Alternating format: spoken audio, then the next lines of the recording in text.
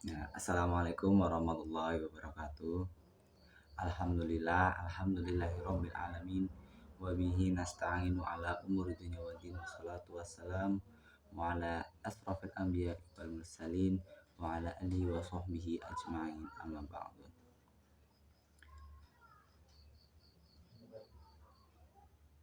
Perkenalkan, nama saya Muhammad Nuramdani.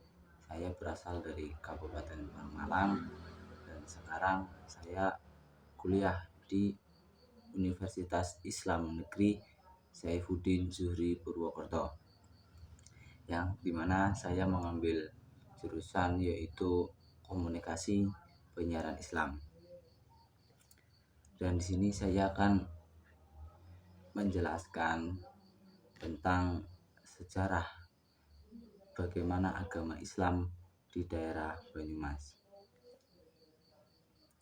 Yang pertama yaitu ada kehidupan masyarakat Jawa Tengah, bagian barat dan juga selatan, yang lebih terutama itu kepada daerah Banyumasan pada masa pra-Islam.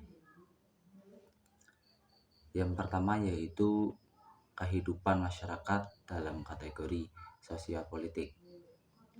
Pembahasan mengenai Banyumasan sebelum Islam tidak bisa kita pisahkan dari dua kerajaan yang besar yang menguasai hampir seluruh Jawa.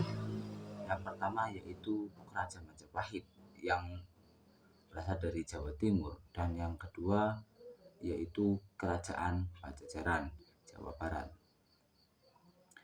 Alur Majapahit yang kemudian membentuk Banyumas bisa ditelusuri pada sejarah berdirinya Kadipaten Wirasaba pertama, yaitu sekitar abad 15. Sementara jalur kerajaan Pajajaran dapat ditemukan pada sejarah berdirinya Kadipaten Pasir Luhur, yaitu sekitar abad 14 sampai 15.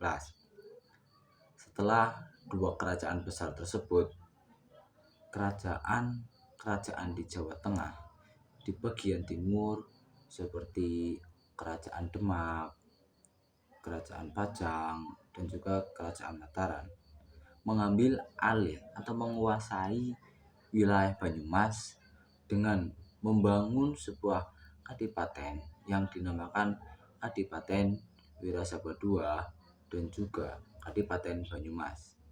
Peristiwa itu terjadi sekitar abad 16 sampai abad 19.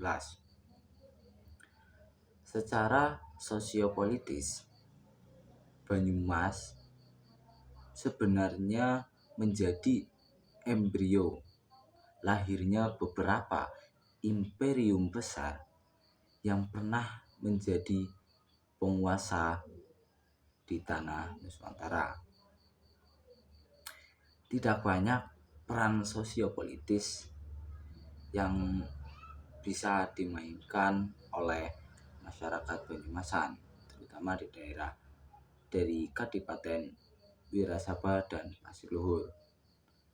Selain menjalankan kebijakan dari pemerintahan pusat atau bisa dibilang sebuah kerajaan yang memimpin suatu daerah tersebut, selain itu dari segi geografis atau dari segi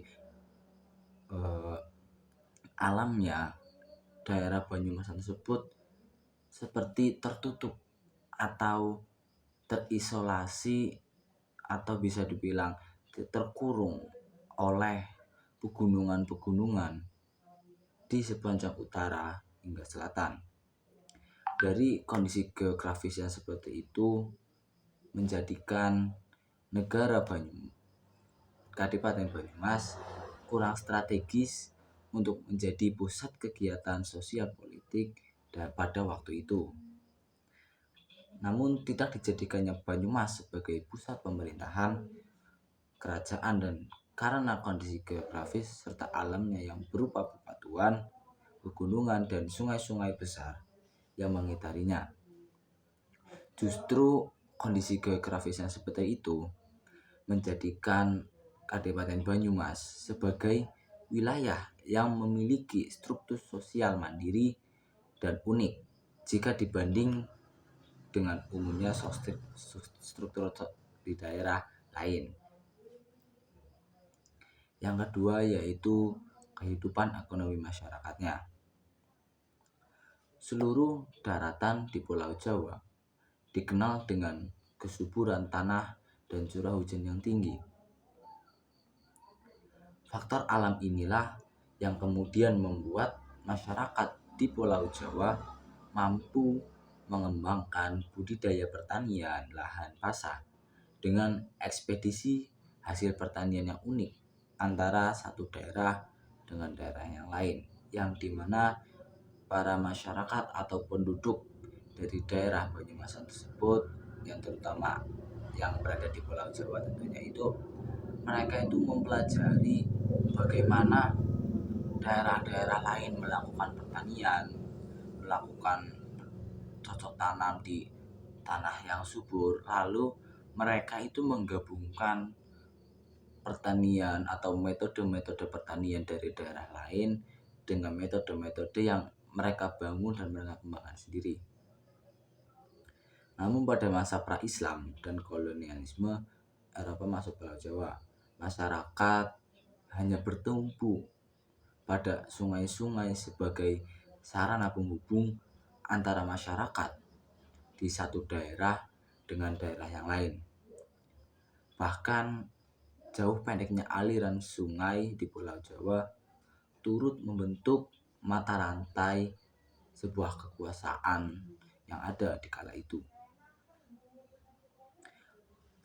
Perekonomian masyarakat Jawa termasuk dalam Kabupaten Banyumas sedikit mengalami perkembangan ketika memasuki abad keempat, yang dimana pada abad keempat itu kerajaan-kerajaan besar di tanah Jawa seperti kerajaan Tarumanegara, kerajaan Mataram, kerajaan Majapahit mulai membuka jalur perdagangan dengan negara-negara lain di kawasan Asia seperti negara India dan juga negara Cina.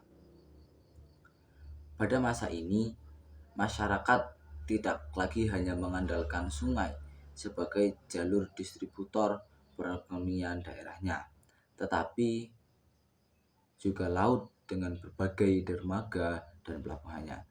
Profesi masyarakat juga berkembang, tidak lagi hanya menjadi sebagai petani, melainkan ada beberapa yang menjadi pedagang, eksportir barang, atau penguasa kapal angkut barang.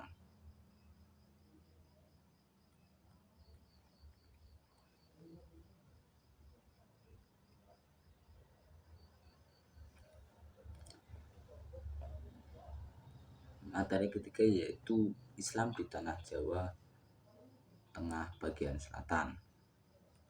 Yang pertama, kebangkitan Islam Puritan.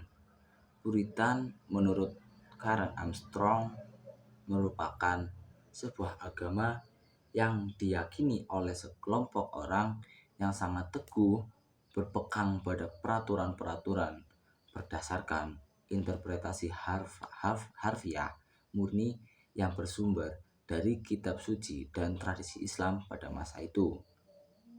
Puritanisme bertujuan untuk mengajak umat Islam kembali ke sebuah identitas Islam otentik melalui implementasi kembali hukum syariah. Menurutnya, tradisi jurisprudensi klasik hanya dianggap sebagai cara berpikir masyarakat yang dapat menyesatkan. Terdapat dua organisasi keislaman yang Puritan yang berkembang di daerah wilayah Banyumasan. Dua organisasi ini yaitu yang pertama ada Majelis Tafsir Al-Quran dan yang kedua yaitu ada Al-Irsyad. Yang kedua yaitu tren Islam moderat. Islam moderat dalam konteks keindonesiaan adalah Islam yang menunjukkan bahkan ekstrim atau radikal, anti terhadap kekerasan atau tidak menempuh garis keras di dalam mengimplementasikan keberislamannya. Islam moderat ditandai dengan beberapa karakteristik, yaitu berperilaku normal di dalam mengimplementasikan ajaran agamanya. Yang kedua yaitu selalu menghindari kekerasan. Yang ketiga, selalu bertoleransi terhadap pendapat orang lain. Yang keempat yaitu selalu memprioritaskan berdialog atau bisa dibilang selalu memusyawarahkan tentang sesuatu. Selalu berpikir rasional berdasarkan wahyu yang telah diturunkan. Mengakomodir konsep-konsep modern yang secara substansial mengandung maslahat. Menafsirkan teks secara konseptual dan menggunakan ijtihad di dalam menafsirkan apa yang tidak termaktub di dalam Al-Quran ataupun Sunnah. Terdapat dua organisasi yang menggagas munculnya Islam moderat. Yang pertama yaitu ada Nahdlatul Ulama, dan yang kedua yaitu ada Muhammadiyah. Yang terakhir yaitu tren Islam liberal. Dalam perspektif Islam liberal, dalam penafsiran keagamaan boleh jadi adalah produk dari kondisi-kondisi historis tertentu. Karenanya agar ajaran Islam dapat bersifat soleh, yakul zaman wa makan, artinya diperlukan sebuah kajian yang bersifat komprehensif. Mungkin itu materi yang dapat saya sampaikan. Banyak kekurangan, saya mohon maaf. Sekian dari saya. Wassalamualaikum warahmatullahi wabarakatuh.